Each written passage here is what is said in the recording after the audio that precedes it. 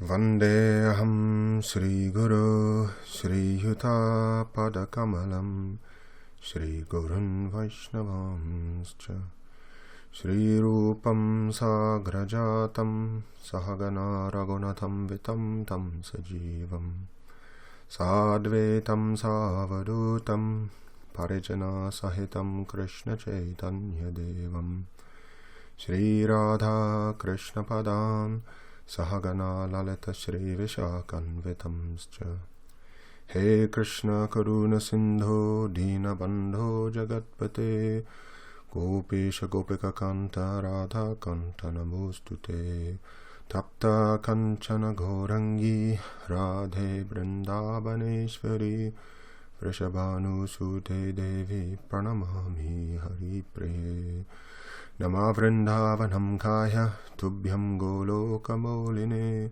Purna Brahma Tapatraya Namo Govardhanaya Cha Shri Caitanya Manobishtam Shtapitam Yena Bhutale Swayam Rupa Kadamaham Tadati Swapadantikam Namo Mahavadanyaya Krishna Prema Pradahite Krishnaya Krishna Chaitanya Namne Gauratvise Namaha Vanchakalpatarubhyascha Kripa Sindhubhya Evacha Patitanam Bhavanebhyo Vaishnavebhyo Namo Namaha Vande Guru Padadvandvam Van Manaschitagocharam Shveta Rakta Prabhabhinam Shiva Shaktyatmakam Param Vande Guru Padadvandvam Bhakta Vrinda Samanvitam Shri Chaitanya Prabhum Vande Nityananda Soditam Shri Nandanandanam Vande Radhika Charanadvayam Gopijana Samayuktam Vrindavan Manoharam Amala Kamala Raji Spashavata Prashite Nija Sarasini Dhage Sayam Hulasiniyam Parijana Gana Yukta Kradayanti Bakaharim Snapayatu Nijadasye Radhikamam Kadanu. Hare Krishna. So this is something of an offering for Gaura Purnima, because it is Gaura Purnima, and we've got a sort of specific subject area to look at, and in the spirit of trying to offer something unusual or cover some ground that's maybe not hasn't been said before. This is a focus on Caitanya Candramrta, which is a Sanskrit work by Prabodhananda Sarasvati. There's going to be a lot of reading. I'll start by reading just what the Wikipedia entry on Prabodhananda Saraswati says, and then we'll get into lots about him. We'll cover some Caitanya Caritamrita sections as well. But it says here, Prabodhananda Saraswati was a Gaudiya Vaishnava and later Radha Vallabha Sannyasi. A Telugu Brahmin from Sri Rangam, Prabodhananda formerly followed Sri Vaishnavism but was converted to the path of devotion to Radha Krishna by Chaitanya Mahaprabhu. When Chaitanya travelled through South India in 1509 to 1510, he stayed at the house of Venkata Bhatta, the father of Gopal Bhatta, priest of Sri Rangam. Venkata and his two brothers, Gopala's uncles, Trimala and Prabodhananda Saraswati, were converted from their Sri Vaishnava faith in Lakshmi Narayan as supreme to one in Radha Krishna as Swayam Bhagavan. The dialogue of this conversation is recorded in Caitanya Caritamrta, the 16th century biography of Chaitanya by Krishna Das Kaviraj. Some time after his conversion, Prabodhananda composed a text in praise of the sacred land of Krishna's birth, Vrindavan, called Sri Vrindavan Mahimamrita. So you may have know about Prabodhananda Saraswati through his authorship of Vrindavan Mahimamrita, but this is a expose of what might be considered a lesser known work, Caitanya Candramrta, the nectar moon of Sri Chaitanya. And at the beginning of the edition of the book I've got here, it gives a glimpse into the life of Srila Prabodhananda Sarasvati. So I'll read that. In the dates, interesting here, the dates are slightly different. It says in that Wikipedia entry 1509 to 1510. But here it says, beginning in the year 1511, Sri Chaitanya Mahaprabhu made a pilgrimage of the holy places in South India, where he gave his mercy to the devotees there. Starting from Jagannath Puri, he first went to the Godavari river, and from there travelled to many holy places in what is now the state of Madras. On Shukla Ekadashi of the month of Ashada, Sriman Mahaprabhu arrived at Sri Ranga Kshetra, where he decided to stay and practice austerities during the 4 months of Chaturmasya. In this way, Lord Chaitanya spent 4 months seeing the beautiful form of the deity, Lord Ranganath, and preaching the message of Sri Krishna. At this time, Lord Chaitanya stayed at the home of 3 brothers, Tirumalaya, Vyankata, whose son was Gopal Bhatta Goswami, and Gopal Guru Prabodhananda Sarasvati, who were Sri Vaishnavas, followers of Ramanujacharya and devoted to the worship of Lakshmi Narayan. So, this is something I didn't realise before, that Gopal Guru Goswami is another name of Prabodhananda Saraswati. I'm not sure for the entries of, I'm not sure if there may be another Gopal Guru Goswami, or if it's just Prabodhananda Saraswati. Sometimes the same name gets given to different personalities. But I thought it was interesting because as per Art of Chanting Hare Krishna book, there's a lot of instructions from one Gopal Guru Goswami, so I'd be interested to have that confirmed, whether those definitions on the meaning of the Mahamantra are by the namesake Prabodhananda Saraswati as well. Anyway, they're devoted to the worship of Lakshmi Narayan. Lord Chaitanya explained the superiority of Lord Krishna's Leela to his hosts, and their conversation on this point is recorded in Caitanya Candramrta, Madhya Leela chapter 9, and that's where we're going to go a little bit later on. First, I've written down a few specific verses from this Caitanya Candramrta, which we'll look at. There isn't time to read the whole book, but you could always search up a copy of it and go deeper into it. So yeah, at this time Gopal Guru Prabodhananda Saraswati became very devoted to Sri Chaitanya Mahaprabhu, and Venkata's son Gopal Bhatta Goswami also became attached to the Lord. In his youth, Gopal Bhatta was instructed by Prabodhananda Saraswati.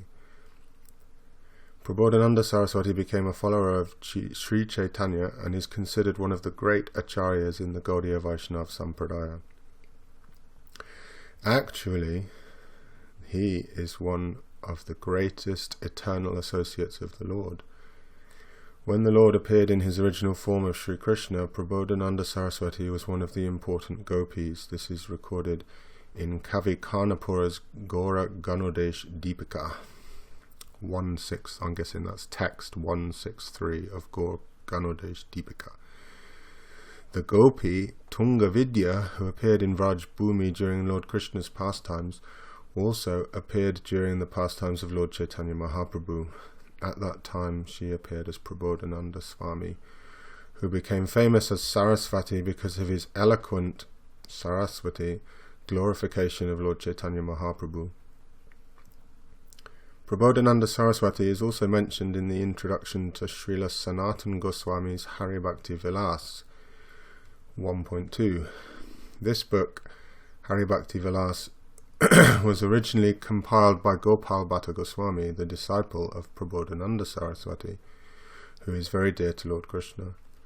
Gopal Bhatta brought great happiness to Srila Rupa Goswami, Srila Sanatan Goswami, and Srila Raghunath Das Goswami. Srila Prabodhananda Saraswati is also described in Narahari Sarakara's Bhakti Ratnakara. Prabodhananda Saraswati was full of all good qualities, and therefore he was known everywhere by the name Saraswati.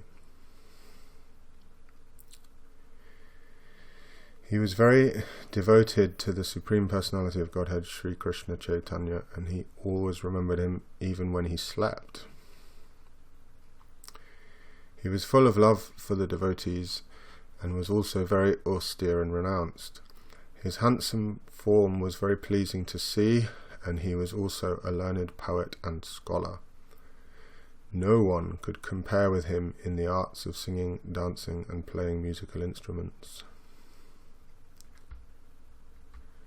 Everyone who heard his eloquent speech became filled with happiness. These are the incomparable glories of Prabodhananda Saraswati. After Lord Chaitanya left South India and returned to Jagannath Puri in Orissa, Prabodhananda Saraswati became rapt in always remembering him within his heart. Prabodhananda left his home in Ranga Kshetra and travelled to Sri Vrindavan, where he stayed in the forest of Kamyavan, and where he was soon met by his nephew Gopal Bhatta Goswami. And that was written by Srila Bhaktisiddhanta Saraswati Thakur.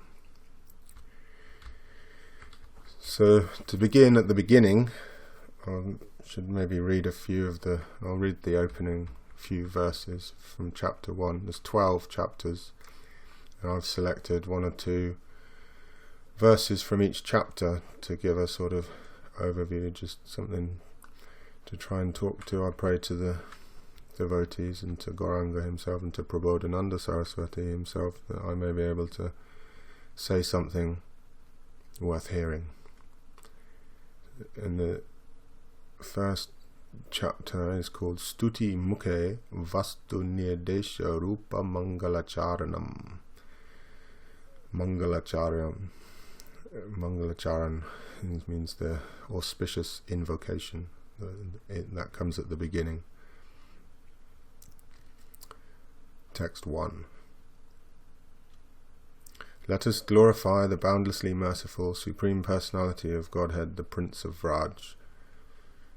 To taste the intoxicating sweet waves of the nectar of transcendental love for Krishna, as well as to give that nectar to others, he has now appeared in the transcendental abode of Navadvip as Lord Chaitanya Mahaprabhu.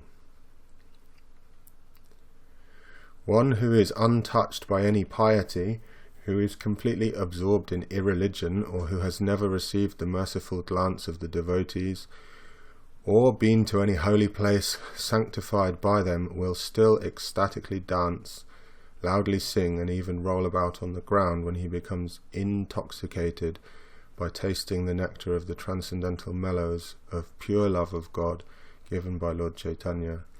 Let me therefore glorify that Lord Chaitanya Mahaprabhu. Not attainable by the faithful performers of pious deeds, not understood by those engaged in austerity, meditation and yoga, not guessed by those absorbed in detachment, renunciation or prayers, and unknown even to the devotees full of love for Lord Govinda, the secret of pure devotional service has been revealed by the holy name during Lord Gaura's advent. Let me glorify that Lord Gaura. So this is just from those first three verses. We can understand something of Prabodhananda Saraswati's mood, and in this book he really does make some astonishing statements in various places. It's full of glorification of Gauranga Chandra. he uses the name Caitanya Candra and Gauranga Candra an awful lot. Chandra means moon, and this is it's just a peculiarity of this book that he often uses this word Gauranga Candra and Caitanya Candra, that he and in Chaitanya Mahaprabhu's own first verse of the Shikshashtakam, it says Shreya Kairava Chandrika Vitarinam, that the chanting of the Hare Krishna Mahamantra is the waxing moon that brings the lotus flower of all good fortune to the devotees. And Prabodhananda Sarasvati is bringing his own waxing moon in connection to praise of Chaitanya Mahaprabhu in this book. So I'll skip forward to the verses that I've selected. You could do a whole class on each one of the verses, but I thought to try and give an overview. So there's about, I'm not sure how many there are, maybe 15. 1.6. Well, actually it's just text 6. The verse numbers just go up and up. This one's to do with demigods. When Lord Gaurachandra's devotees, who are worshipped even by the demigods, drink the wonderfully sweet nectar of the bliss of pure love of God, that flows from the lotus flower of Lord Gaurachandra's feet, they become completely intoxicated. In that condition they laugh at Lord Brahma and the other demigods, condemn the impersonalist yogis, and do not consider the great devotees of Lord Vishnu who do not worship Lord Gaurachandra to be very important. Let us glorify that Lord Gaurachandra. And this is a theme that comes up a few times. It's a sort of distinction between Sanatana Dharma in general or Vishnu Bhakti in general, what to speak of rising above or transcending any impersonalist yoga or various different philosophies. It's very similar in ways to Narottam Das Thakur's Prem Bhakti Chandrika, in that it's what some people sometimes call extreme devotion. And in this 6th verse, he's saying that the Gaurachandra's devotees are worshipped even by the demigods. So he's from the very beginning saying that this is something quite unusual and quite special. And in many places he says about Caitanya Candra not being overtly visible in the Vedas, but a lot of the followers of Chaitanya Mahaprabhu's writings are establishing the supremacy of Chaitanya, that he is non-different from Krishna himself. But even in one of these verses I've just read, you'll remember he says that he even makes a distinction between those who are doing devotional service to Govinda without Chaitanya. And we'll see that historically, until the advent of Chaitanya, there were some worshipping in various moods up to Gopi Bhav, but the special, as we've talked about before, the special benediction of Manjari Bhav is something that Chaitanya Mahaprabhu gave. So moving on, chapter 2, text 8, and here he begins offering obeisances to Chaitanya, and it's something that we can, by proxy of his eloquence, also imbibe something of the mood of glorifying Gauranga Mahaprabhu on this auspicious day of his advent, anniversary of his advent.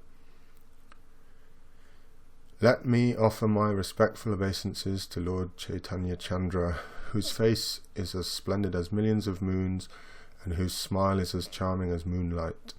He is like a moon that has just risen from the ocean of the bliss of pure love for Lord Krishna. That's like I was saying, the whole idea of this book is the nectar moon, Caitanya Candramrta, and he repeatedly uses the names Caitanya Candra and Gauranga Candra.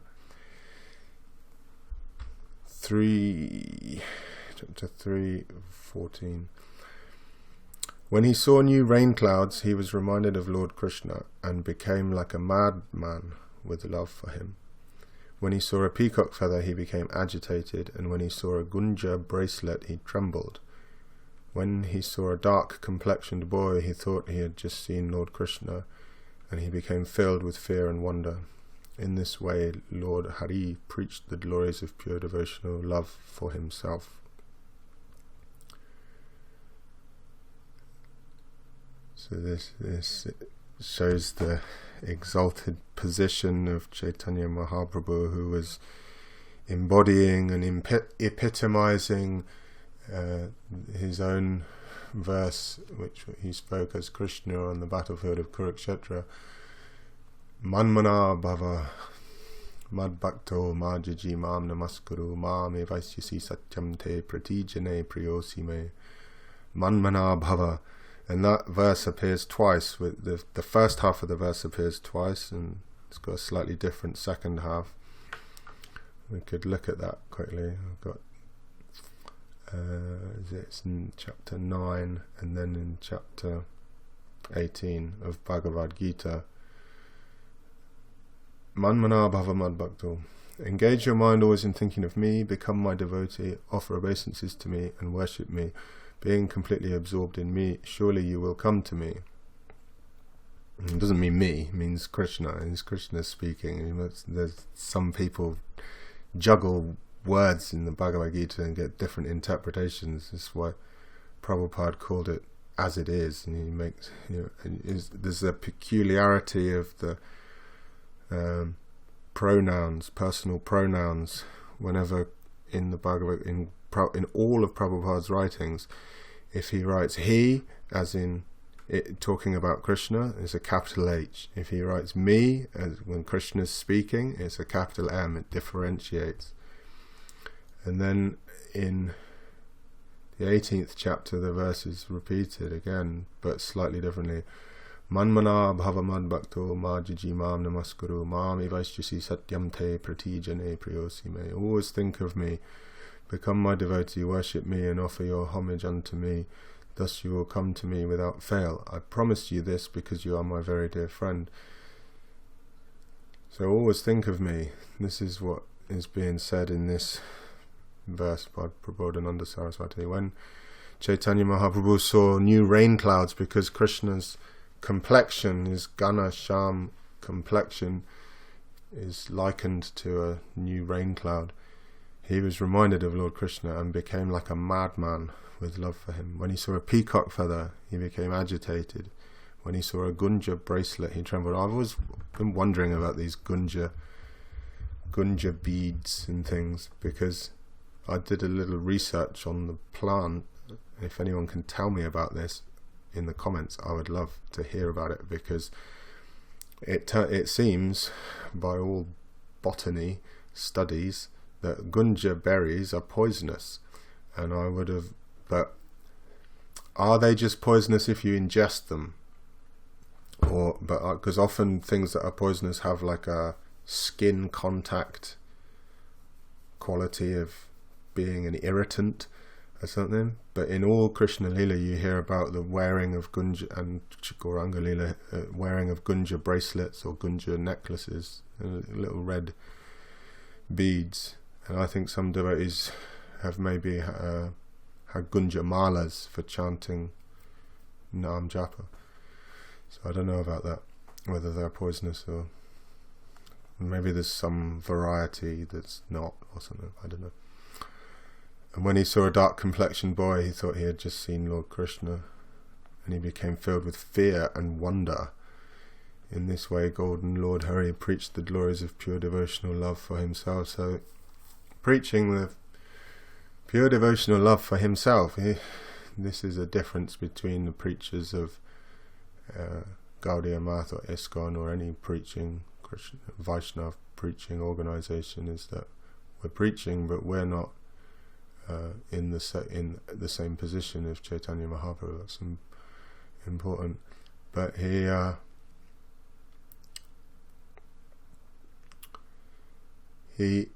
in that sense, he was the Bhakta avatar, but we'll hear more about the actual ontology of Gauranga Mahaprabhu and in this little overview. I'll try and go fairly quickly so you can get, it won't be too long for you to listen to, sit through the video. But he, the point of him being Krishna himself is repeated several times. So that's chapter 3. Chapter 4, he talks about the necessity of Gauranga Mahaprabhu, of devotion to Gauranga. Talk of impersonal liberation will not become bitter. The shackles of blind adherence to social and Vedic convention will not become loosened, and the tumultuous debate of Vedic scholars on the merits of various useless spiritual paths will continue as long as a devotee who is like a bumblebee drinking the nectar of Lord Chaitanya's lotus feet does not appear before the eyes. So it's quite a mouthful. It's like one long sentence. But he's saying, I said it as a necessity of like Gaur Bhakti, but he's here saying the necessity of sadhu sangha, the necessity of it, and specifically sangha, association of a sadhu in the mood of who is practicing Gaur Bhakti, Chaitanya, someone who is surrendered to Chaitanya, who knows the message of Chaitanya. He's saying that all these things that this some people call extreme devotion, I'm not sure I like that term, but you could sort of say focused on Radha Govinda and Chaitanya, through Chaitanya, specifically into the realms of Radha Dasyam and Manjari Bhav. He's saying that these are things that are extemporaneous, is that the right word, to that, like in talking about impersonal liberation and social and Vedic convention. They're saying they'll not happen unless we come in contact with a devotee of Lord Chaitanya. So that's why we chant Jai Gaura Bhakta Vrinda. And there is a degree of there's a very important point of Gaudiya Vaishnava harmony, because not all devotees are in the same mood. I think in Upadeshamrita, Nectar of Instruction, Rupa Goswami says how one should cultivate relationships with like-minded devotees. So there is some element of discrimination required, maybe, but generally we can all aspire after Gaudiya Vaishnava harmony, simultaneously cultivating relationships with others, and in the spirit of this book, certainly specifically with those who are understanding something about Lord Chaitanya, practicing under Lord Chaitanya, and we all are, basically, because without the advent of Chaitanya Mahaprabhu and the subsequent writings of the Goswamis, then it's very unlikely that we would know anything about Krishna, Leela, and certainly not have the benediction of sort of what's often called the esoteric aspect to Gauranga's Sankirtan movement. Moving on. 26. Let renunciation. This one's a mouthful as well, but this is one that really stood out. It seems quite interesting. Let renunciation be multiplied millions of times. Let millions of virtues, beginning with peacefulness, sense control, tolerance, and friendliness, be multiplied millions of times. Let there be millions of meditations on the word Tattvamasi. Let there be devotion to Lord Vishnu multiplied millions of times. All this taken together does not equal even a millionth part of the multitude of perfect transcendental qualities possessed by the great souls who find transcendental bliss in the splendour of the toenails of the dear devotees of Sriman Caitanya Candramrta. So it fools you in the beginning. It's like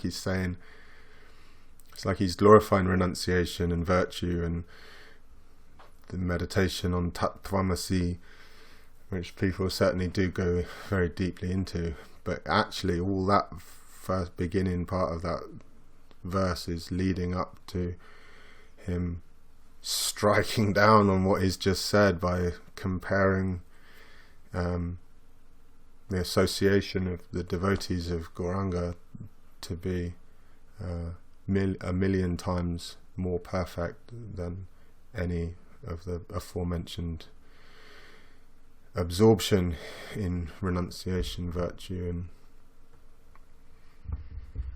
Atmagyan. I suppose you could call it Tattvamasi is all Atmagyan. Exactly, he's saying, let there be. Why should I talk about it? Let there be millions of meditations on the words Tattvamasi. All of it does not equal a millionth part of the association of the dear devotees.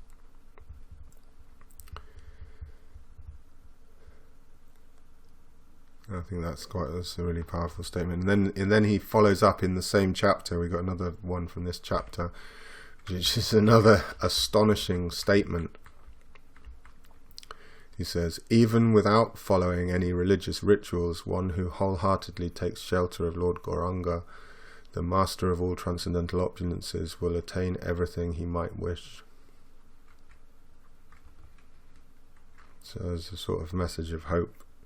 But that doesn't mean, like Krishna says in the Gita, about striving for perfection is worthwhile, even though it's very difficult. Perfection is very difficult to attain. Krishna says that we should still try. And that's the general mood that comes out of this book, actually, is that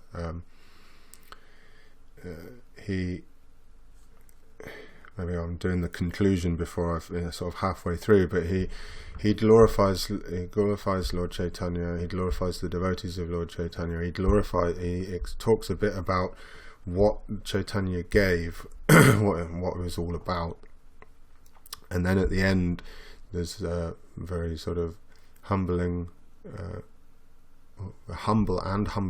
chapter where Prabodhananda Sarasvati criticizes himself and says alas, alas a lot, and says that although this is the case, he's not received this thing. So if that's the case for him, then we can understand at what sort of level we are ourselves, because it's said that we should have a accurate understanding of our position, which I presume was the mindset of Prabodhananda Sarasvati. So like I said, if that's his, okay, one might sort of see like a cognitive dissonance there, that he'd say that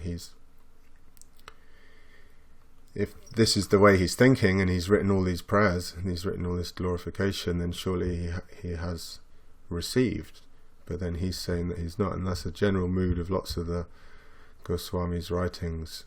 And I would how can I comment, but I would say that it's a sort of what one receives from Chaitanya Mahaprabhu is like a mountain. So you received the mountain, but then you are yet to climb the mountain. So it just goes on and on and on. It's like the phrase, it's not a means to an end, it's the means in of itself. But Chaitanya Mahaprabhu's path is a means to an end. It's not that if you go back to Godhead, or you attain residence in either Boma Vrindavan or Nitya Vrindavan, then you're going to be sat worshipping a picture of Krishna or deity of Krishna and chanting japa on a mala. No, you're going to be, you enter the Leela, you take part, you be live, sakshat darshan, every day, forever. So it's not a means to an end, it's a means to a beginning. So it just goes on and on forever. So chapter 5, 31. And this chapter is called Caitanya Bhaktaninda. Sri Caitanya Bhaktaninda. And if you get the Sanskrit grammar, there's no diacritic on that, but I believe it should be Sri Caitanya Bhaktaninda. So it's Chaitanya Abhaktaninda.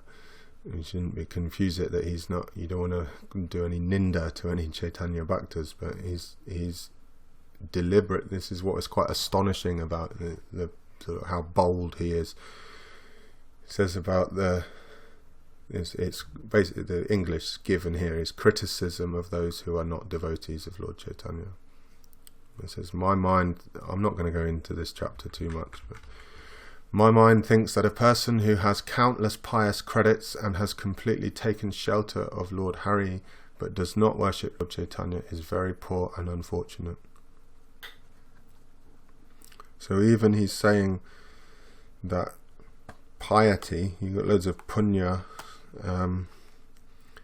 that's readily understandable in one sense, but he's saying that one who has completely taken shelter of Lord Hari but does not worship Lord Chaitanya is very poor and unfortunate.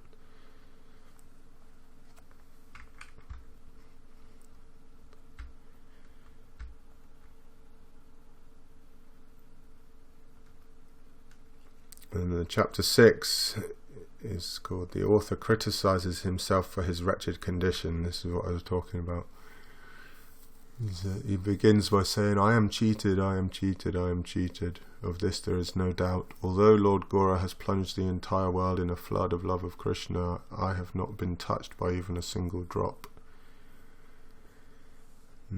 Later he says, now it is the age of Kali.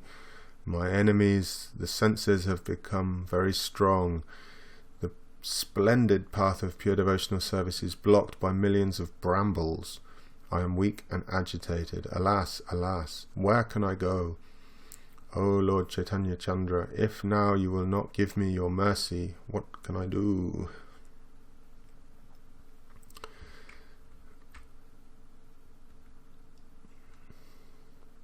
Then he answers his question.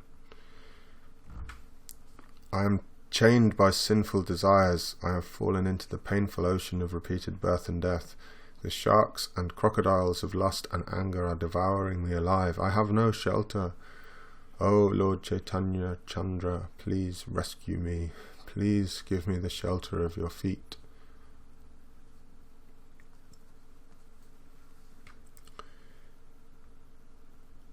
But he asks the question, what to do if Chaitanya doesn't give his mercy, he doesn't accept him. I thought on that, I put a little note. I just said Nitai, Nitai. This is what's off. It's so often we've heard this so many times, but it's the reason we hear it so many times is because it's an important point that, like in this book is being said, no one can achieve the mercy of Krishna without the mercy of Chaitanya Mahaprabhu. No one can attain the mercy of Caitanya Mahaprabhu without the mercy of Nityananda. But this is Gaura Purnima.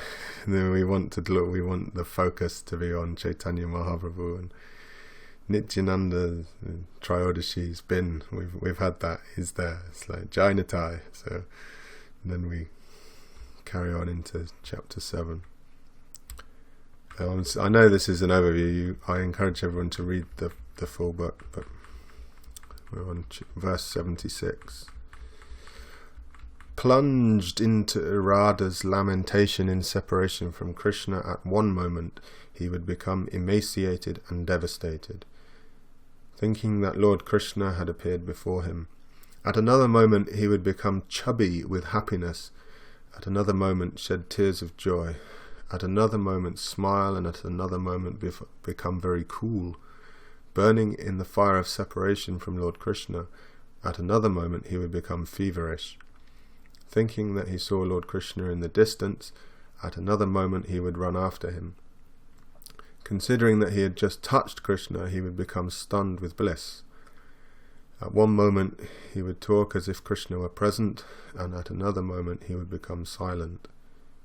I pray that Lord Gaura, the golden form of the Supreme Personality of Godhead, may appear in my heart. So this is another verse which is like the expression or the epitome of Manmanabhava, that he's always thinking of Krishna. It becomes like inculcated. Obviously it's like I said, it's different for Gauranga himself because he's Krishna himself, but in the Gaura Leela, it's not fake. It's not like he's just coolly passing it off. It's like, and for us as well, we're not made of stone. We have heart, we have emotion. This bhakti sadhana involves emotion, and Chaitanya gives the example of what madness may come through the divya unmad intoxication of Krishna, constant Krishna smaran, nitya Krishna Leela smaran.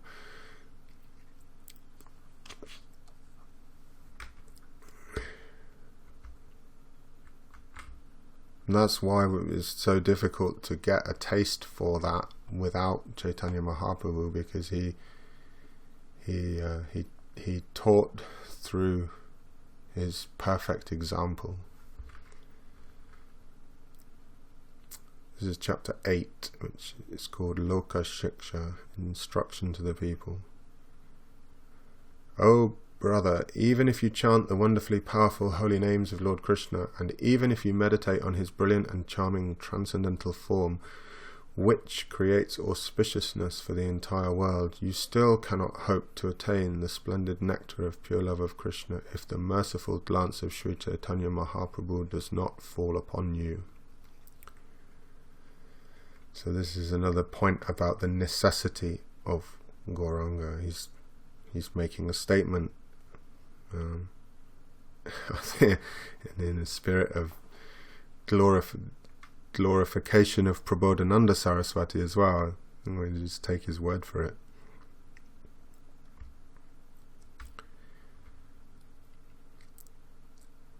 And this is text 91.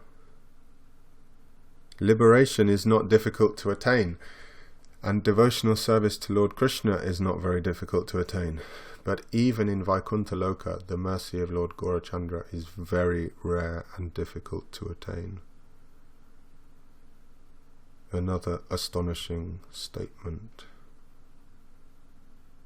Generally, the people think that mukti is so difficult, it's like so rare. Let's talk about how rare it is, but this is another one of those statements saying that the rarity of mukti, or even of Krishna Das Yam, is infinitesimal compared to the rarity of the opportunity that we have in this Kali Yuga of Caitanya Mahaprabhu. And it goes on. There's another verse which relates to this in a minute.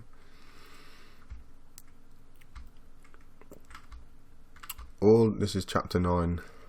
All glories to Lord Gaura, who became like a madman, displaying his wonderful transcendental opulences in the company of Brahma, Shiva, and the other dancing devotees who were plunged into the waves of love for his lotus feet. Just a glorification, that one. There's not much need to say about that.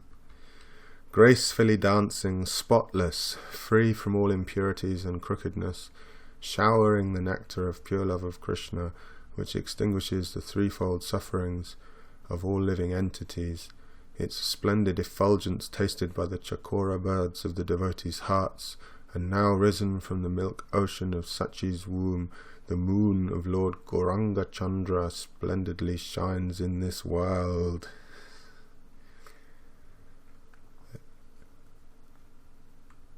This being Purnima as well, Gaura Purnima, it's relevant, but it's something I was thinking about, is that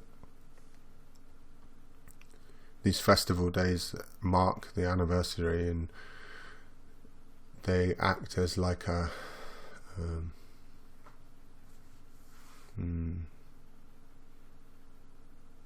as a boost, for want of a better word, of a boost. We can boost up like Ekadashis as well.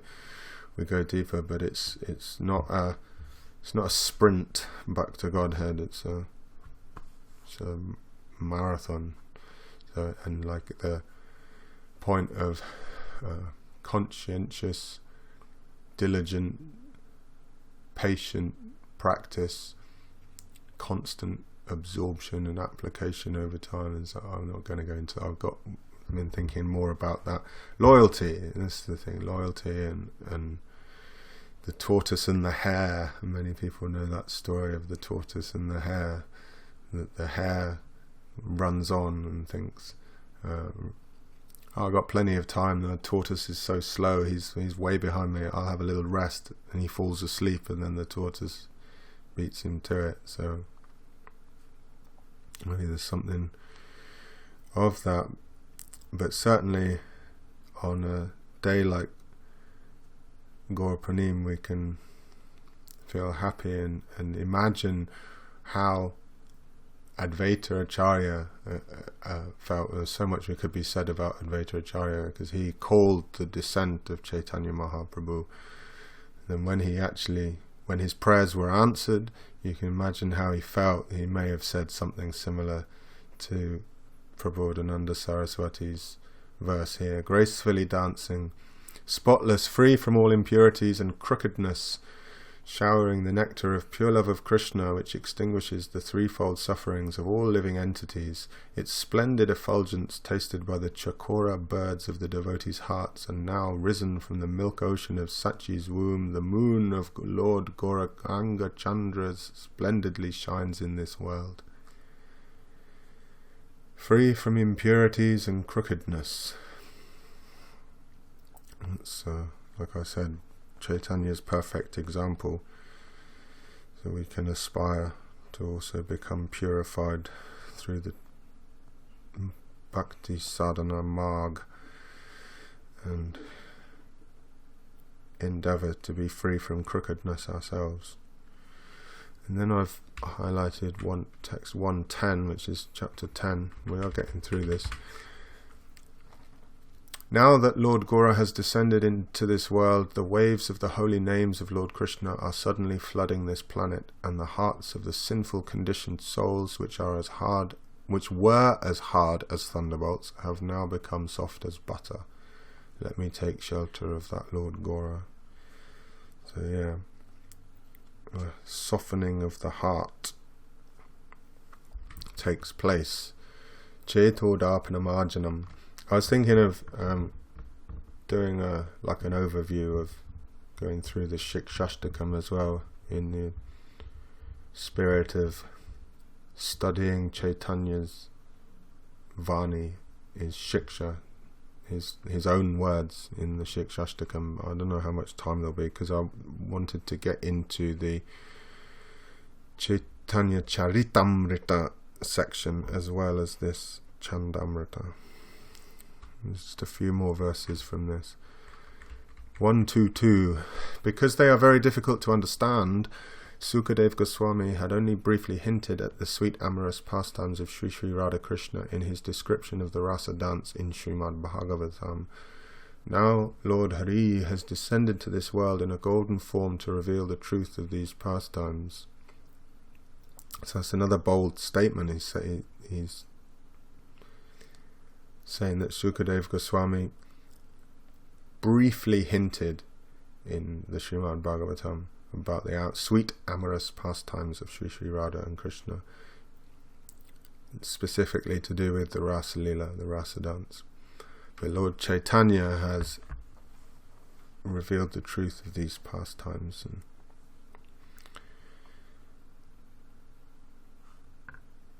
the section from the Caitanya Candramrta I'm going to read is related to Prabodhananda Sarasvati, but obviously reading the full Caitanya Candramrta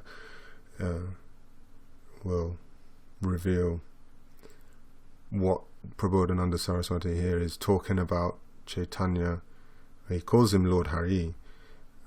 It's the non-difference as revealed, which Sukadeva Goswami did not, or has not. Chapter 11,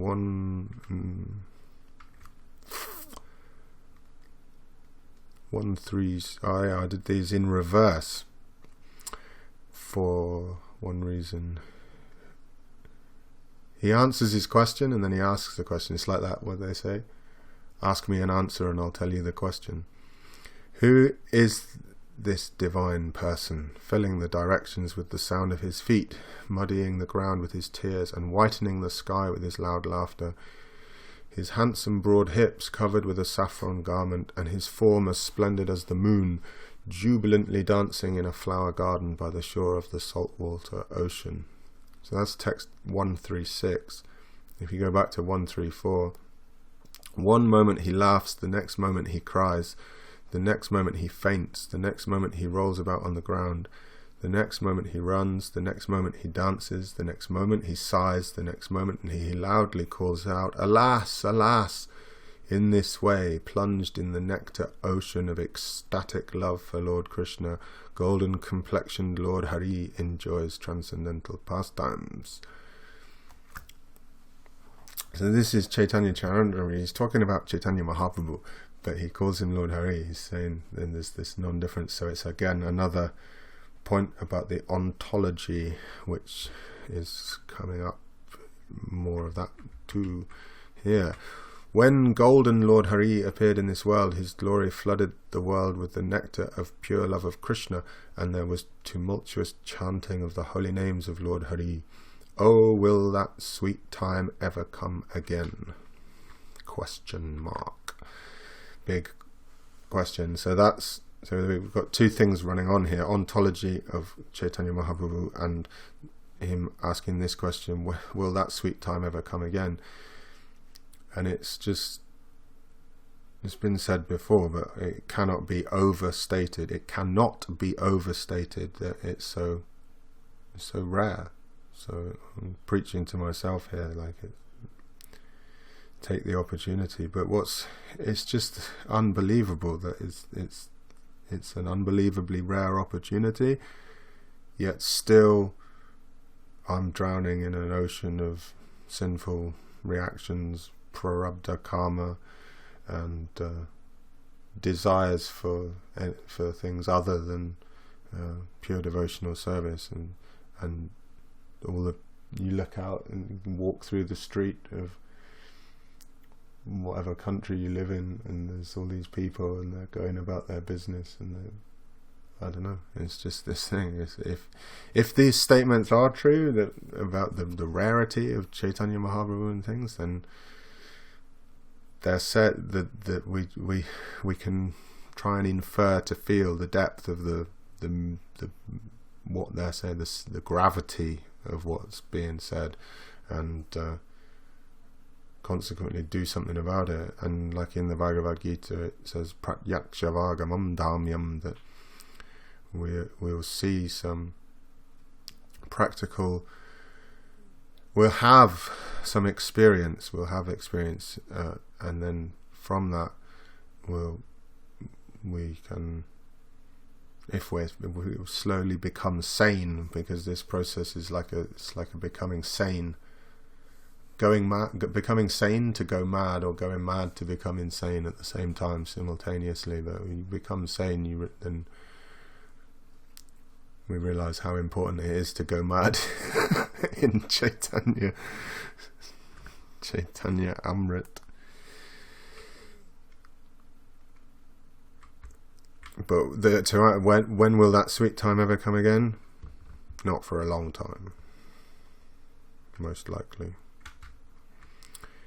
If someone says that Lord Chaitanya is an Amsha avatar like Lord Matsya, or if not that, then a Leela avatar or a Shaktiyavesh avatar, then he does not understand the actual glory of Lord Chaitanya, the original personality of Godhead, who is full of all perfect and incomparable potencies and wonderful pastimes. And this is the other point I was saying about ontology, the being, the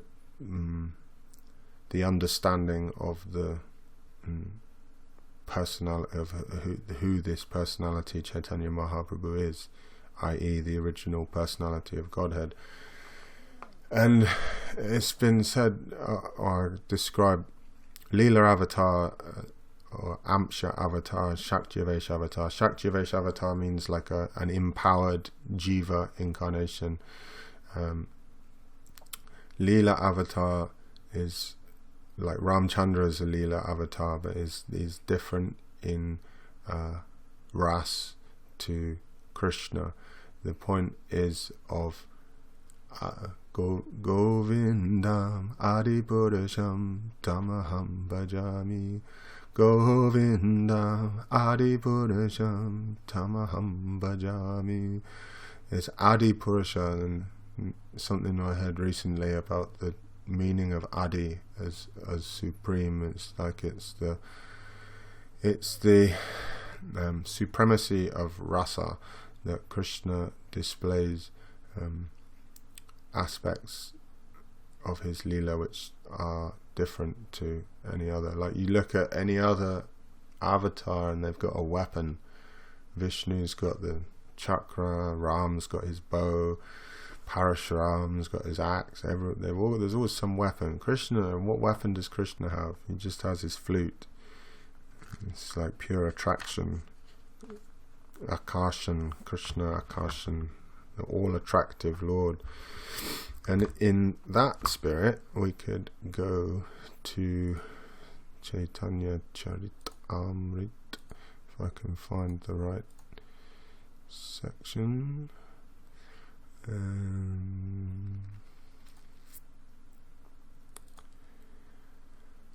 What's relevant to that is something from the beginning of this. It's going to take ages if I read the whole of this chapter. Is Caitanya Candramrta, Madhya Leela, chapter 9. But I did just want to go through this little meeting Chaitanya Mahaprabhu had with a devotee who was chanting the name of Ramchandra. It's just a preamble really to the main section of the chapter. I should have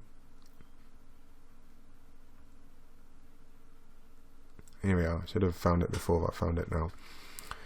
Upon seeing the deity of Lord Ramchandra, the descendant of King Raghu, the Lord offered his prayers and obeisances. Then a Brahmana invited the Lord to take lunch. That Brahmana constantly chanted the holy name of Ramchandra. Indeed, but for chanting Lord Ramchandra's holy name, that Brahmana did not speak a word. That day, Lord Chaitanya remained there and accepted prasadam at his house. After bestowing mercy upon him in this way, the Lord proceeded ahead. At the holy place known as Skanda Kshetra, Lord Sri Chaitanya Mahaprabhu visited the temple of Skanda. From there he went to Trimath, where he saw the Vishnu deity Trivikram. After visiting the temple of Trivikram, the Lord returned to Siddhavat, where he again visited the house of the Brahmana, who was now constantly chanting the Hare Krishna Mahamantra. After finishing his lunch there, Sri Chaitanya Mahaprabhu asked the Brahmana, "My dear friend, kindly tell me what your position is now. Formerly you were chanting the holy name of Lord Ram. Why are you now chanting the holy name of Krishna?" The Brahmana replied, "This is all due to your influence, sir. After seeing you, I have lost my lifelong practice." So this is Chaitanya Mahaprabhu can change your life. "From my childhood, I have been chanting the holy name of Lord Ramchandra, but upon seeing you, I chanted the holy name of Lord Krishna just once. Since then, the holy name of Krishna has been tightly fixed upon my tongue. Indeed, since I have been chanting the holy name of Krishna, the holy name of Lord Ramchandra has gone far away. From my childhood, I have been collecting the glories of the holy name from revealed scriptures. The supreme absolute truth is called Rama because the transcendentalists take pleasure in the unlimited true pleasure of spiritual existence." And Prabhupada comments that this is the 8th verse of the Shatanama Stotra of Lord Ramchandra, which is found in the Padma Purana. The word Krish is the attractive feature of the Lord's existence, and Na means spiritual pleasure. When the verb Krish is added to the affix Na, it becomes Krishna, which indicates the absolute truth. This is a verse from the Mahabharata, Udyogapava 71.4. And then this is an interesting statement. As far as the holy names of Rama and Krishna are concerned, they are on an equal level, but for further advancement we receive some specific information from the revealed scriptures. Param Brahma Dui Nama Samanaha Ila Puna Ara Shastre Kichu Vishesha Paila. As far as the holy names of Rama and Krishna are concerned, they are on an equal level. But for further advancement, we receive some specific information from the revealed scriptures. Rama Rameti Rameti Rame Rame Manurame Sahasranam Habishtulyam Ramanama Varanane.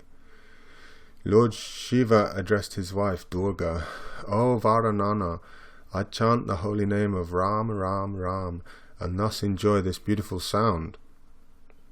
This holy name of Ramchandra is equal to 1,000 holy names of Lord Vishnu." This is a verse from the Brihad Vishnu Sahasranam Stotra in the Uttarakhand of the Padma Purana.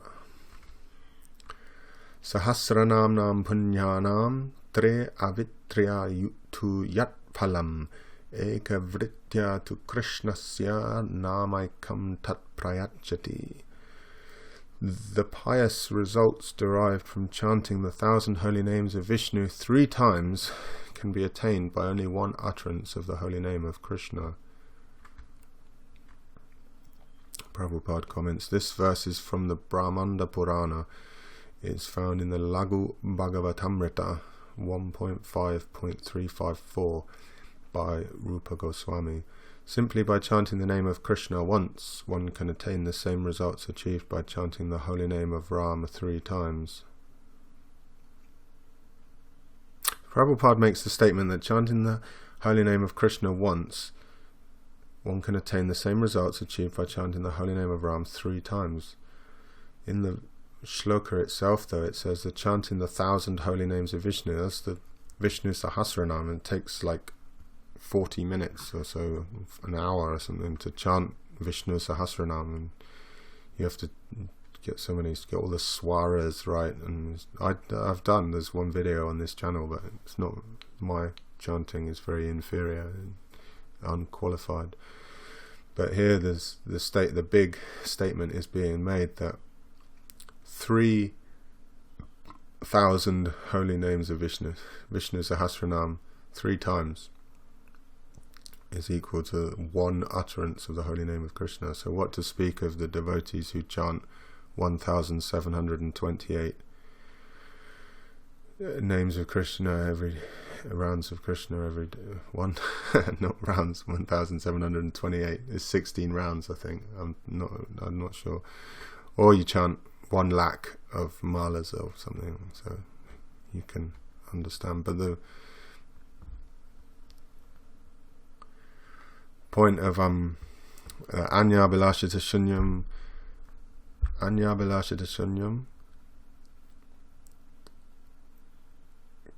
Anukulyena Krishnanu Shilanam Bhakta Anya Bilashita Shunyam Jnana Kamadi Anavratam Anukulyena Krishnanu Shilanam Bhakti Uttama, that the bhakti is a haituki, like the other verse that's quite dear is the Savai Pum Samparodamo Yato Bhakti Radhakshije Ahaituki Apratihata Jayatma Suprasidati Ahaituki Apratihata, unmotivated and uninterrupted. So we can understand that these statements are there, but we should be aspiring for this Ahaituki Bhakti. According to this statement of the Shastras, the glories of the holy name of Krishna are unlimited. Still I could not chant his holy name. Please hear the reason for this.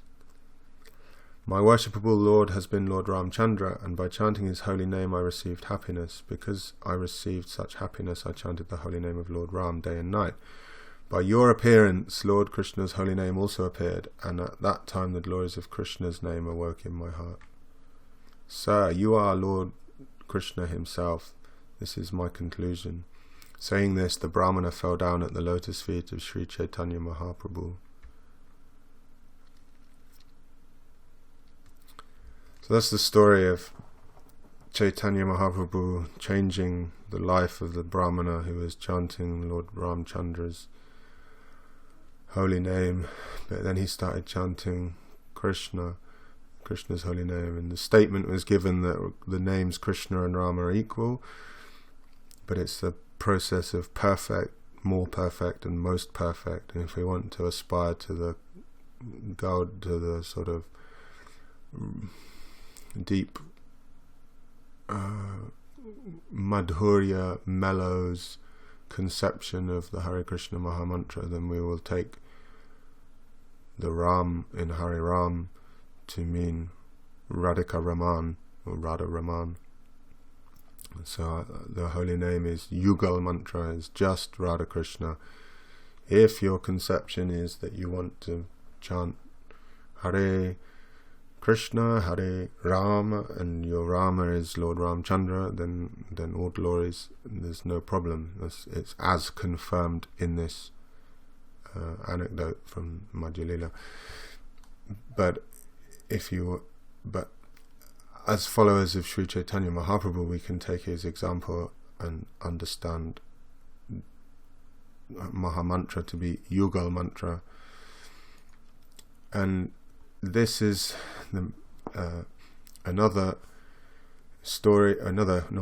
historical history of Chaitanya Mahaprabhu changing some other people's lives, changing some other people's focus of their devotion.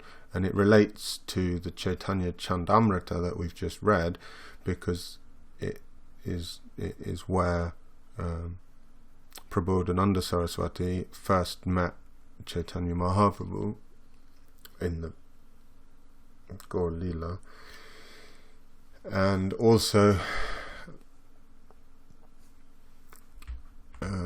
several other devotees who were already devotees, but they got a slightly different understanding. And it's when it begins. So the place is Sri Rangam, is when Chaitanya Mahaprabhu travelled all over South India.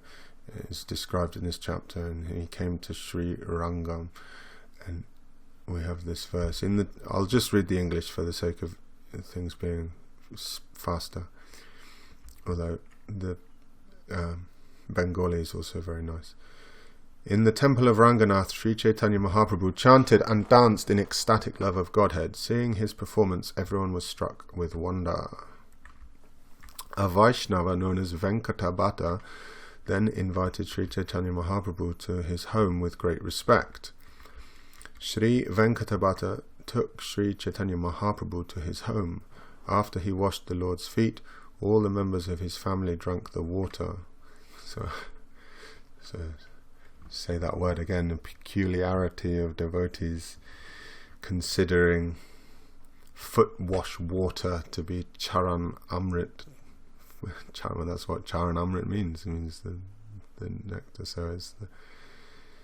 So many times there's this thing, the lotus feet of the Supreme Personality and of Godhead, and the lotus feet of the devotees, or the dust from the lotus feet of the devotees. And practically one can experience such a thing if you go to Vrindavan, where so many devotees' feet have walked. You can fall down in the dust and roll lunten in the dust, and who knows what benefit that'll have. Or some devotees they bring back a small amount of dust there's plenty to spare there, I think, and they bring back a small amount of dust from Vrindavan and place a little on their head, offer obeisances to it, or place a little bit on their food, keep them connected with Vrindavan.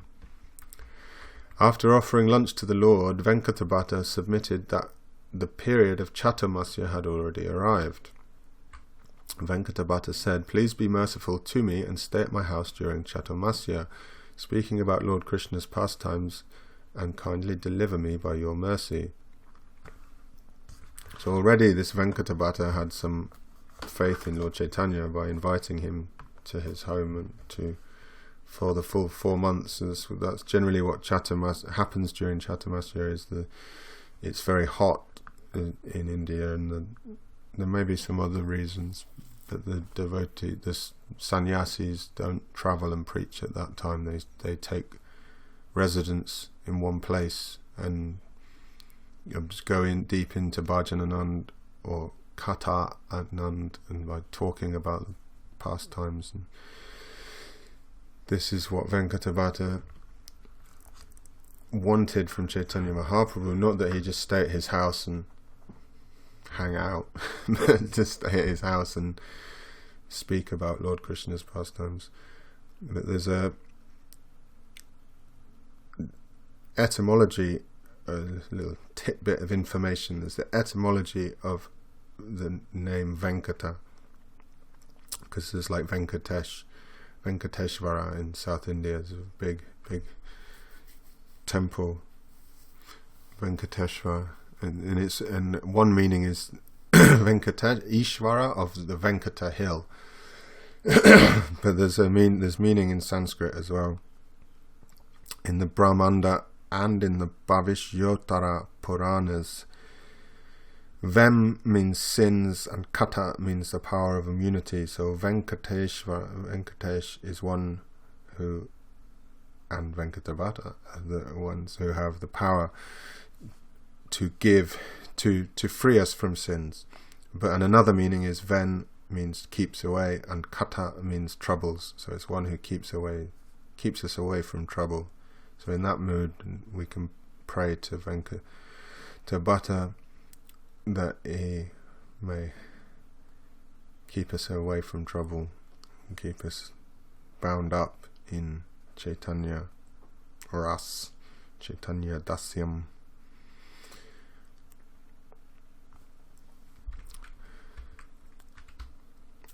Sri Chaitanya Mahaprabhu remained at the house of Venkatabhata for 4 continuous months.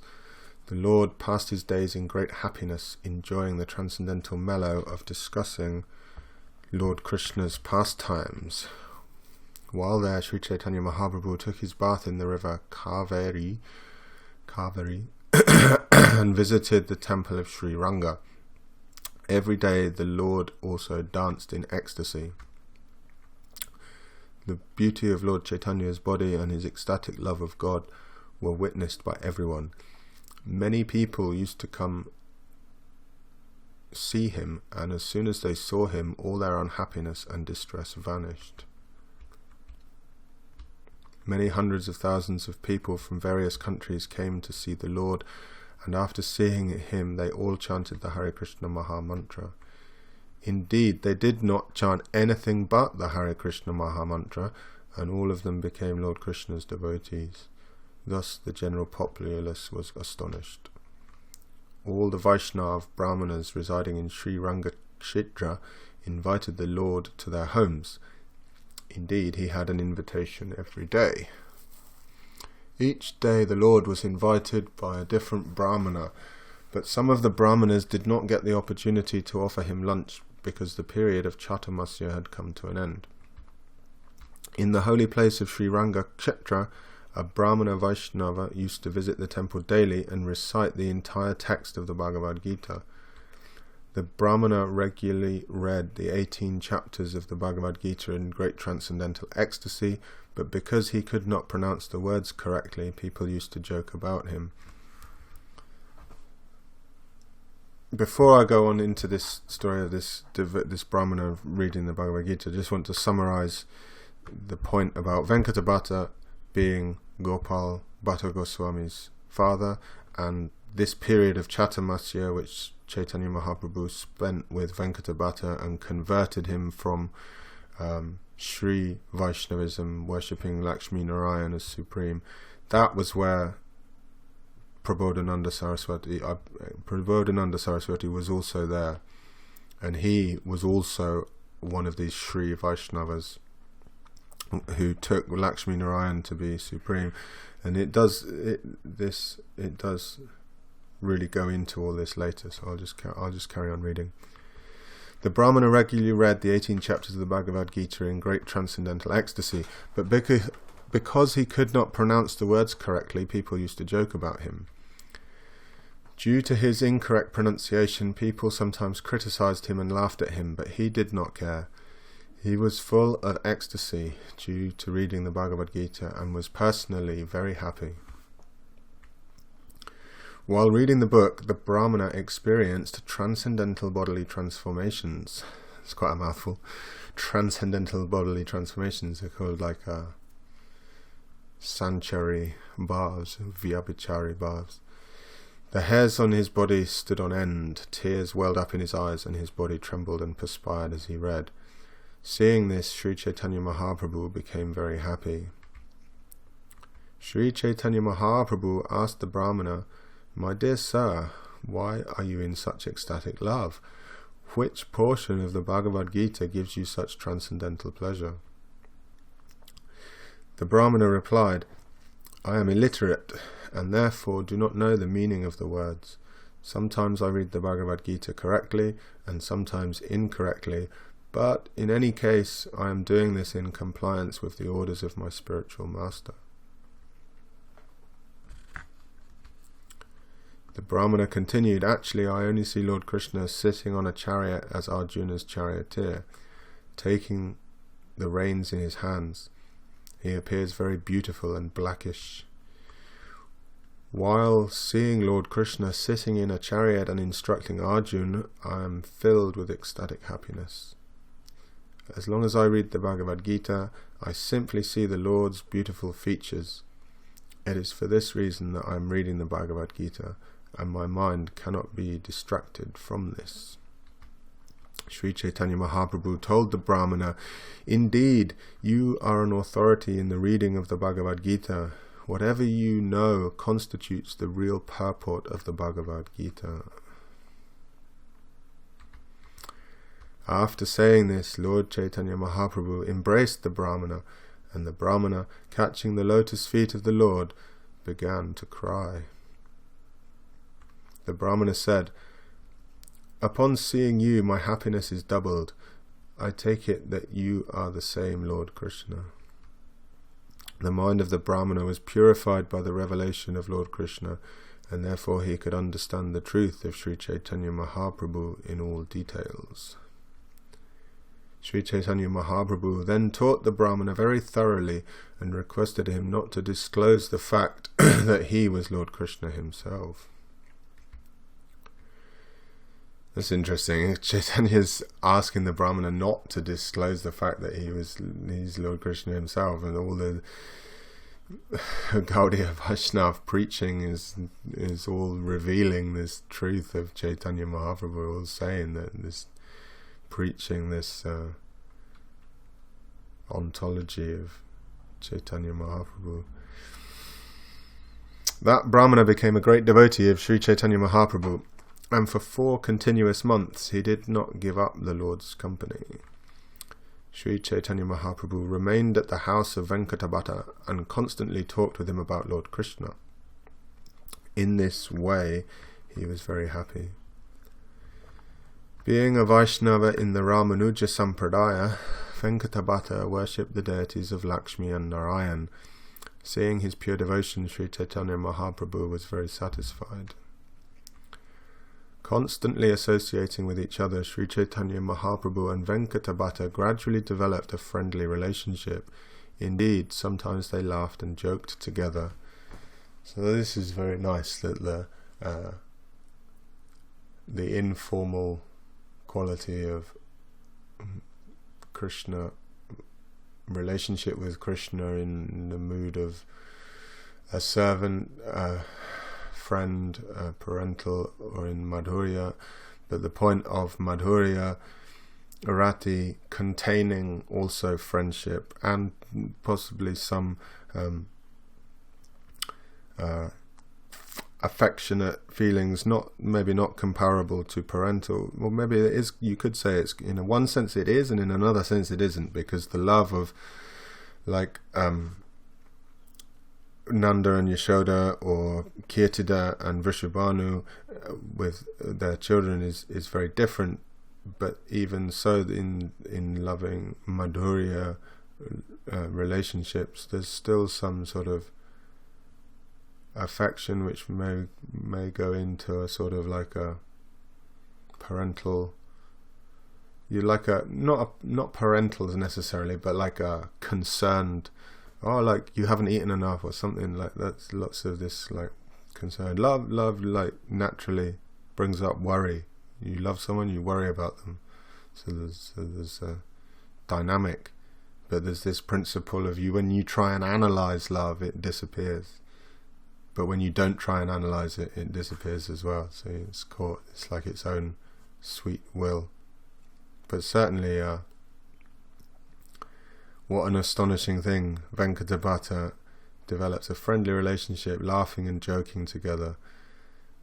Does such a thing happen in the mood of Aishvarya, of awe and reverence in Vaikuntha? Perhaps not.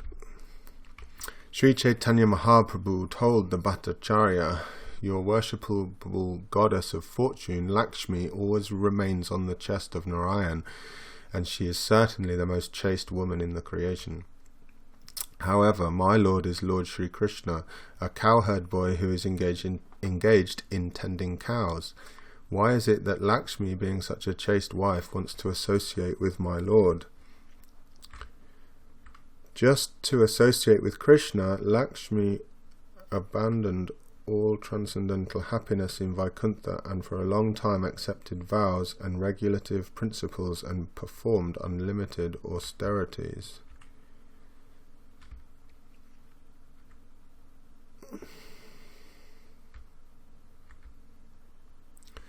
Chaitanya Mahaprabhu then said, "O Lord, we do not know how the serpent Kaliya attained such an opportunity to be touched by the dust of your lotus feet. Even the goddess of fortune, for this end, performed austerities for centuries, giving up all other desires and observing austere vows. Indeed, we do not know how the serpent Kaliya got such an opportunity."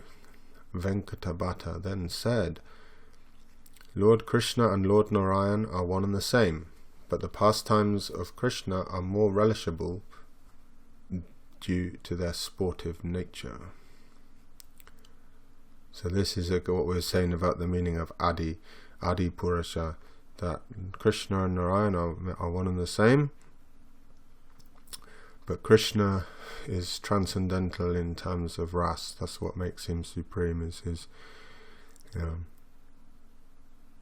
Prema Madhurya, Rupa Madhurya, Venu Madhurya, Lila Madhurya, but not just in those four qualities, but in the, I suppose it would come under Lila Madhurya, but the activity and the moods of the Krishna Lila are distinct to those of Lord Narayan. Since Krishna and Narayan are the same personality, Lakshmi's association with Krishna does not break her vow of chastity.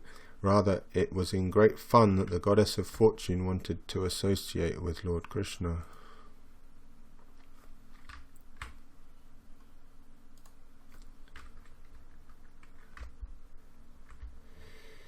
Venkatabhata continued, according to transcendental realization, there is no difference between the forms of Narayan and Krishna. Yet in Krishna there is a special transcendental attraction due to the conjugal mellow, and consequently he surpasses Narayan. This is the conclusion of transcendental mellows. And Prabhupada comments, this verse quoted by Venkatabhata is also found in the Bhakti Rasamrita Sindhu 1.2.59. So I've got the reference for Bhakti Rasamrita Sindhu 1.2.59, which we'll read the Caitanya Candramrta Prabhupada translation first, and then I'll read the other translation. We can understand the slight difference. According to transcendental realization, there is no difference between the forms of Narayan and Krishna. Yet in Krishna there is a special transcendental attraction due to the conjugal mellow, and consequently he surpasses Narayan. This is the conclusion of transcendental mellows. Then an alternate translation, we got this Sanskrit here actually. Siddhanantastvabede pi Shri Sa Krishna Swarupayoho Rasenod Krishyate Krishna Rupam Esha Rasastitihi. Though Shri Sa, i.e. Lord of Lakshmi Narayan, the Lord of Paravyom or Vaikuntha, and Shri Krishna's person are essentially identical and one, yet the super excellence of Shri Krishna lies in his being the supreme object of highest prema ras, because the very nature of rasa shows the most supreme excellence of the form of Shri Krishna, in whom all rasas, 12 rasas, find their final and absolute expression. Commentary. Sri Jiva Goswami points out here that rasena means the highest rasa, which is prema ras, by which alone the supramundane beauty of the form of Sri Krishna is revealed in its supreme excellence. In the text it is stated by Sri Rupa Goswami that Sri Sa and Krishna are one and the same Supreme Lord, but the highest excellence of the same Supreme Lord finds expression in Sri Krishna alone because of prema ras. But Sri Jiva explains Sri Sa not as Lord of Lakshmi, but as Lord of Radha, and for this he cites the address of the queens other than the 8 principal queens of Lord Dwarkadish, Lord Sri Krishna of Dwarka, to Draupadi. O chaste lady, we do not want lordship over the entire universe. We care not for the post of Indra, the king of the gods in heaven. We do not desire earthly and heavenly pleasures. We also do not want the supernatural powers attainable through yoga.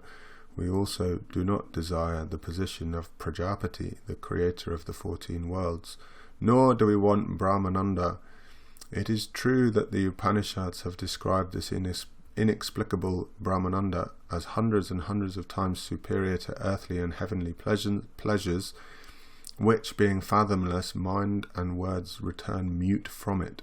But we do not want it. Translator's note. It will be helpful to understand the incomparable super-excellence of the bliss that is in the service of Lord Sri Krishna if we should explain here the significance of Brahmananda and the different stages to it. Because the bliss that is Rasananda, that is in the service of Lord Krishna, is far and far beyond Brahmananda. Brahmananda is endless. In order to show this, the Upanishads have shown the different grades of Ananda or bliss in different spheres. The first and lowest is Manusyananda, a youth who is moral in character, has read and studied the Vedas, active in karma, strongly built in body and strong in physical strength, and who has the world under his control. Such a youth enjoys the highest pleasures in manifold ways in this world.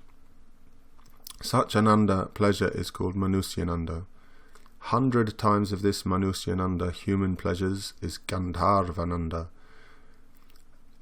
A man, Kshatriya by birth, who by dint of specific Vedic karma has attained to the stage of a Gandharva, i.e. a sort of demigod in heaven and heavenly musician, is eligible to enjoy Gandharvananda, which is 100 times of Manusyananda or earthly pleasures. But when a Brahmana who is well read in the Vedas and is conversant with Brahman, the Absolute, and who by birth is a Gandharva, attains to the status of a Deva Gandharva, he enjoys Deva Gandharvananda, which is 100 times more than Manusya Gandharvananda. Such a Brahmana must have renounced all worldly pleasures. 100 times more than Deva Gandharvananda is Chiraloka or Pitriloka. A Brahmana who is established in Brahman and has given up all mundane desires is entitled to this Pitrilokananda. 100 times more than Pitrilokananda is Ajnanaja Deva Lokananda. The Ajnanaja gods enjoy this bliss. The Ananda of Kamadevas is 100 times more than that of the Ajnanaja Devas, i.e. Kamadevananda. The Brahmanas who have attained heaven by performing the Agnihotra Vedic rites are called Kamadevas. 100 times more pleasures are in Devananda, i.e. the Devas, the gods, enjoy 100 times more pleasures than the Kamadevas. These Devas, gods, are the 8 Vasus, 11 Rudras, 12 Adityas, Indra and Prajapati, these 33. Indra is the king of all the gods, and Brihaspati is their guru or spiritual guide. 100 times more than Devananda, pleasure of the gods, is Indrananda, pleasures enjoyed by Indra. Brihaspati's Ananda is again 100 times of the pleasures that are in Indrananda. Prajapati's Ananda is 100 times more than that of Brihaspati, and Brahmananda is 100 times more than Prajapati Ananda. Thus it is almost impossible to assess the depth and limit of Brahmananda. It is for this that the Upanishads have said that man's mind and words fail to describe the exact nature of Brahmananda. It is therefore stated that a human being may be capable of attaining to the other different aspects of pleasures, but it is only a Brahmagyani who is freed from all bondage, i.e. a mukta can attain to Brahmananda. But this mukti can be of 2 kinds, viz. Immediate freedom from bondage and freedom in gradual degrees. Those who attain immediate mukti, they attain Brahmananda after the fall of this material body, but those who attain mukti in gradual degrees can attain up to Prajapati Ananda, and it is after final dissolution that they enter into Brahman, the Absolute, and attain Brahmananda. A pure devotee of Lord Sri Krishna who has once experienced the super excellence of Prema Ras in the person of the all-beauteous Sri Krishna discards such Brahmananda, and not only Brahmananda, but even the all-majestic Shrisa.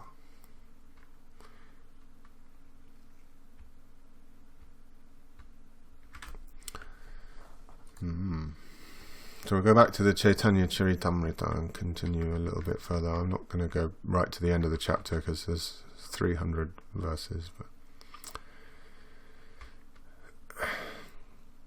So we're saying that, so that was a very powerful statement about the trying to get in perspective how blissful Brahmananda is, and then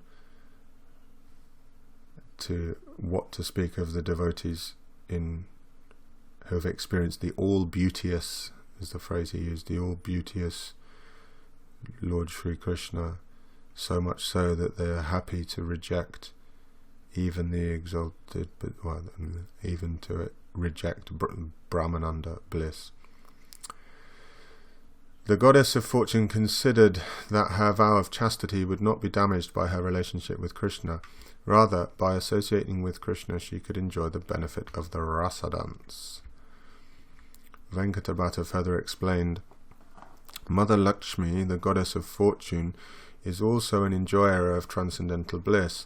Therefore, if she wanted to enjoy herself with Krishna, what fault is there? Why are you joking so about this? Lord Chaitanya Mahaprabhu replied, I know that there is no fault on the part of the goddess of fortune, but still she could not enter into the rasa dance. We hear this from the revealed scriptures. When Lord Sri Krishna was dancing with the gopis in the Rasa Leela, the gopis were embraced around the neck by the Lord's arms. This transcendental favour was never bestowed upon the goddess of fortune or the other consorts in the spiritual world, nor was such a thing ever imagined by the most beautiful girls in the heavenly planets, girls whose bodily lustre and aroma exactly resemble the beauty and fragrance of lotus flowers, and what to speak of worldly women who may be very, very beautiful according to material estimation. But can you tell me why the goddess of fortune Lakshmi could not enter the rasa dance? The authorities of Vedic knowledge could enter the dance and associate with Krishna. Great sages conquer the mind and senses by practicing the mystic yoga system and controlling the breath. Thus, engaging in mystic yoga, they see the supersoul within their hearts and ultimately enter into impersonal Brahman. But even the enemies of the Supreme Personality of Godhead attain that position simply by thinking of the Supreme Lord. However, the damsels of Raj, the gopis, being attracted by the beauty of Krishna, simply wanted to embrace him and his arms, which are like serpents. Thus the gopis ultimately tasted the nectar of the lotus feet of the Lord. Similarly, we Upanishads can also taste the nectar of his lotus feet by following in the footsteps of the gopis. Having been asked by Chaitanya Mahaprabhu why the goddess of fortune could not enter into the rasa dance, whereas the authorities on Vedic knowledge could, Venkatabhata replied, I cannot enter into the mysteries of this behavior. Venkatabhata then said, I am an ordinary human being. Since my intelligence is very limited and I am easily agitated, my mind cannot enter within the deep ocean of the pastimes of the Lord. You are the Supreme Personality of Godhead, Krishna himself. You know the purport of your activities, and the person whom you enlighten can also understand your pastimes. The Lord replied, Lord Krishna has a special characteristic. He attracts everyone's heart by the mellow of his personal conjugal love. By following in the footsteps of the inhabitants of the planet known as Vrajaloka or Goloka Vrindavan, one can attain the shelter of the lotus feet of Sri Krishna. However, in that planet the inhabitants do not know that Lord Krishna is the Supreme Personality of Godhead.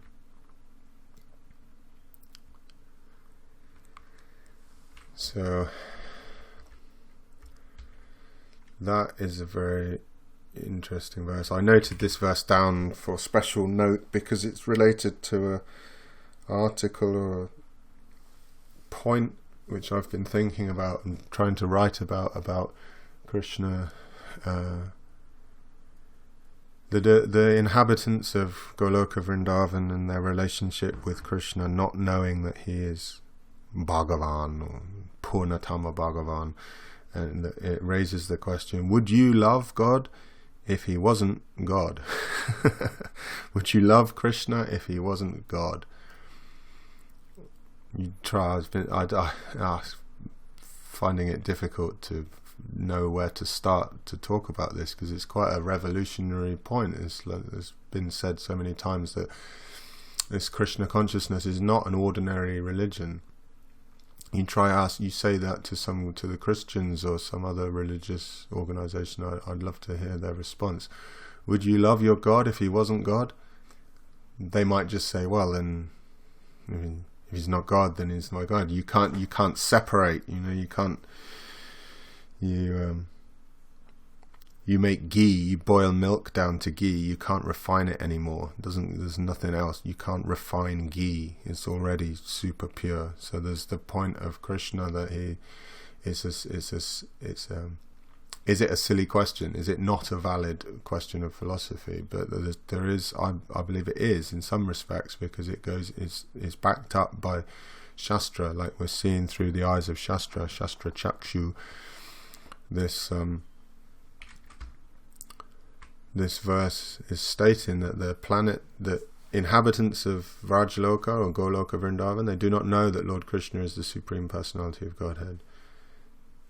But it's slightly different. You could take my question as like a catalyst for inspiration, but maybe it's not a valid question, because the point is Krishna is the Supreme Personality of Godhead, but they don't know. So if you don't know, then why do you need to worry about that question? Because essentially you are loving Krishna,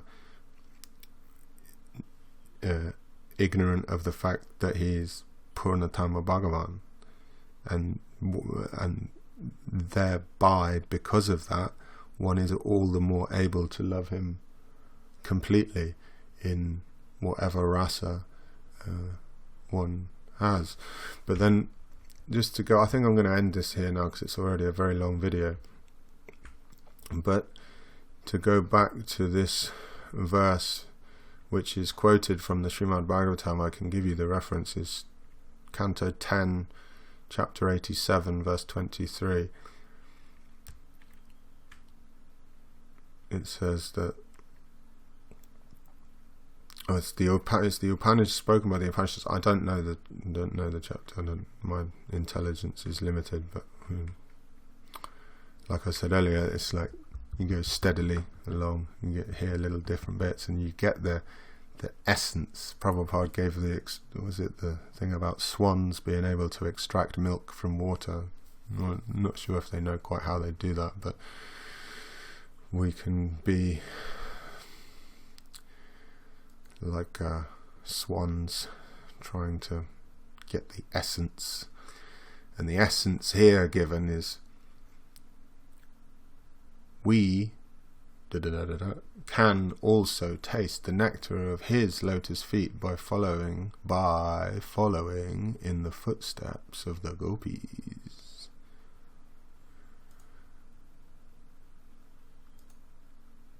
And that reminded me of this verse, these verses from Prem Bhakti Chandrika by Narottam Das Thakur. Tatahi Sakinam Sangini Rupam Atmanam Vasana Mayim Agnya Seva Param Tat Tat Kripan Lankara Bhushitam. The stage of Prema Bhakti is described in the following statements of Vaishnava literature. One should meditate on oneself as being the maidservant of the gopis. In this way one will attain their mercy. Krishnam smaranjanam chasya preshtam nija samihitam tat tat katadatas chaso kuryadvasam braje sada. The devotee should always think of Krishna within himself, and one should choose a very dear devotee who is a servitor of Krishna in Vrindavan. One should constantly engage in topics about that servitor and his loving relationship to Krishna, and one should live in Vrindavan. However, if one is physically unable to go to Vrindavan, he should mentally live there. So this is the point of the mood and becoming an anugata of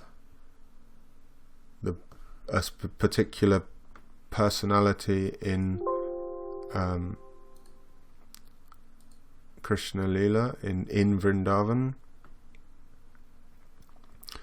and furthermore anugata of their moods. And one point that I've been thinking is the uniqueness of everyone. Every even identical twins, if you put them under like a microscope, they're the same. It's like the symmetry of a human face. People think that symmetry makes you very, very beautiful. Oh, they have very beautifully symmetrical face. But actually, if you make someone's face symmetrical by like putting a mirror or a photograph, doing Photoshop or whatever, then pure symmetry, it doesn't quite have doesn't quite stand up under the light of the microscope. So it's beyond the qualification of this class, because I haven't done any preparation. But I would say that the moods we're anugatas of these transcendental conjugal madhurya mellows of divya ras, of ujjval ras, radha dasyam manjari bhav. We get all those bhavs, but then at the same time, then everyone's still unique. So Krishna, we still, you get those moods, but you still have to like feel them. It still has to be real. And who better for us to learn from than Chaitanya Mahaprabhu? Although I will end this class with 2 prayers of glorification, and wish you all well. Jai Shri Rupa Sanatan Bhatta Raghunath, Shri Jiva Gopala Bhatta Das Raghunath, Namo Mahavadanyaya Krishna Prema Pradayate, Krishnaya Krishna Chaitanya Namne Gaura Tvishe Namaha.